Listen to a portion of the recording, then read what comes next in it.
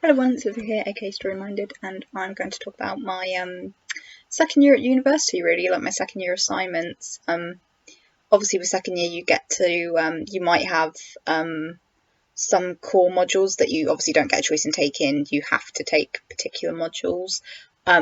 Luckily for me, on my course, I only had one core module that we had to do. So the rest of the options I'm going to talk about are the ones that I personally chose. So I'm going to start with talking about my first assignment for Finding Form Fiction, which was one of my creative writing options that I went for. We looked at like a variety of different forms, but especially flash fiction, because one of our lecturers, he's an author of flash fiction pieces, and flash fiction is a form that I've tried in the past, but I find it really difficult to write. So I thought this would be quite a good opportunity to push myself out of my comfort zone and try and write like a really good flash fiction kind of collection.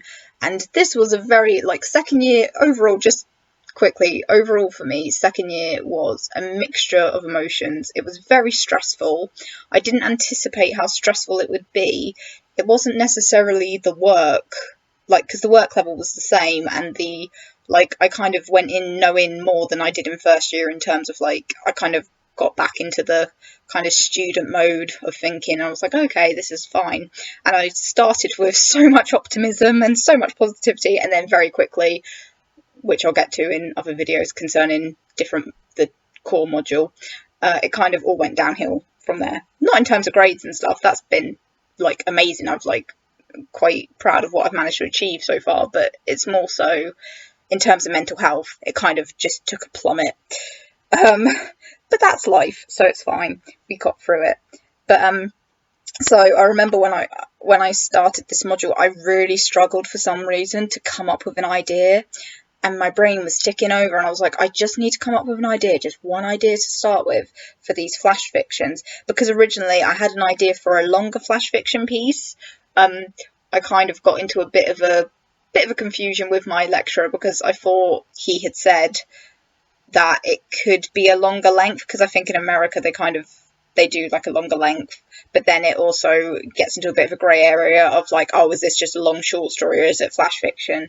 So we kind of went back and forth on that a bit, and then I realised, so I only had 2 flash fictions planned because I was doing 2 longer pieces, and then he was kind of like, I would argue that isn't a flash fiction, so I was like, great. So I ended up turning it into 3, but actually it's probably the best thing that could happen, and I'm really grateful for the support he gave me in tutorials and stuff, because he gave me some really good advice, and he also sort of confirmed what I felt about my pieces.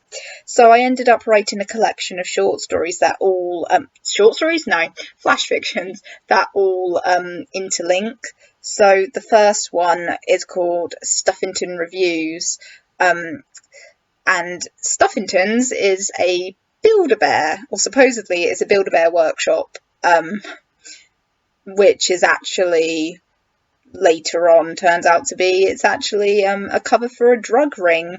They use the bears to smuggle drugs to people, or not even necessarily smuggle drugs, they just have these bears that are full of drugs and they sell them to people and clients. So I ended up coming up with the idea because our lecturer was really passionate, obviously, about flash fictions, and he said flash fictions can be anything. You can really, the brevity of them allow you to really play with the form and be experimental, which I love with writing. I love how experimental writing can be.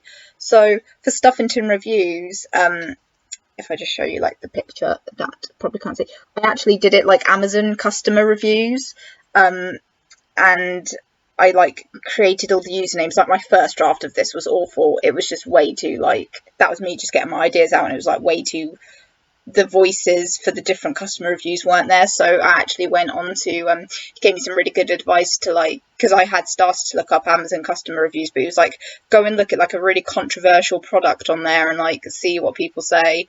Especially in the world of politics, they have really funny customer reviews on there. So it really helped me develop the voices of these random people. And then there's some genuine customers on there who actually have bought the bears that don't obviously contain the drugs, but they sort of complain about this weird smell and different stuff like that. So it was really fun to play with that form. So that's the first one in the collection. Then the second, next order it goes in is called Build a Lie, and I wrote it in first person from my character Murphy, and he's the owner of Stuffingtons, and his like mum, who was this kind of like, I guess you could consider her to be a bit of a gang leader, a bit of a mob leader. She was really horrible. Kind of ended up forcing him into this like family business. And he has a son called Puck, and it kind of just sort of goes through his regrets in this like flash fiction. Like he's having to, like, it's his son's birthday, but he's had to leave early in the morning to sort out the company and like set up the bears, and he's like writing a new product like description, because they have like the hero bears are the names of them, but they're actually as a code for heroin. And he's like sorting everything out at the company, and kind of like reflecting on the fact that he misses his wife, because she ends up, I never explicitly say it, but she was basically killed by his mum, Maureen. Maureen killed her, and yeah, it's not good. It's not good. But it was really interesting how we decided to put the Amazon customer review bits first, because obviously if you just took that alone, you would have no idea what this story is about, and then each one it progresses more and more. So by the end of this one, after sort of having his like reflection and regrets, he flips over. He's doing like the last job he has to do is like product quality control, and he ends up flipping the hero bear over because his son is desperate. All his son wanted for his birthday was a bear. He flips the hero bear that's on his desk to check the back for the stitching, because obviously if they've got drugs inside, they stitch it up inside the bears. And he realises, oh, there's no stitching on the back of the hero bear, so he's given his son the wrong bear. And then, and it never was going to happen this way, but it finally clicked into place what needed to happen. And then it goes to the last story in the collection, which is called Build-A-Bear. And that's about his son Puck, and written in first person, but from Puck's perspective. And he reads the booklet, because with each of the bears, to make it look like authentic, it comes with like a booklet, like an about me section, and it has all these like quite, on the surface they would be odd rhymes, but they obviously have a lot more dark connotations for people. And it ends with him, there's a little cut in the back of the stitching, so obviously there's a hole in the back of the bear, and Puck pulls out the sachet of obviously heroin, and thinks it's like white hot chocolate powder, or like a kind of drink powder, and it ends up on the final line. I was like, you can watch me make it, hero, because he's like, oh yeah, I'm a big boy now, dad won't care if I go downstairs to make myself a drink, kind of thing. And he and it just ends like that. So obviously, without needing to explicitly say, you can all figure out what happens to poor Puck. But it was really interesting exploring Murphy's character as well, because he kind of had this dream of being like an English teacher, and he sort of reflects on the fact that on his computer he's got all these fake folders of like lesson plans, and like, so his son genuinely believes that his dad is a teacher, and he thinks it's the coolest thing ever. But he also knows his dad like works at Stuffingtons, and that's why all he wanted for his birthday was a Stuffington bear. And it's like, oh, poor Puck. If only he knew. And obviously Murphy isn't a bad guy. He does genuinely love his son, and he's just horrified that he's made this terrible mistake. He didn't intentionally give his son this bear.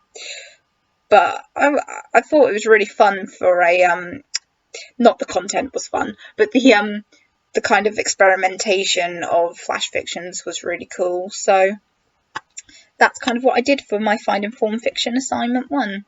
Anyway, if anyone's listened to this, thank you, and I hope to make another video soon. Bye.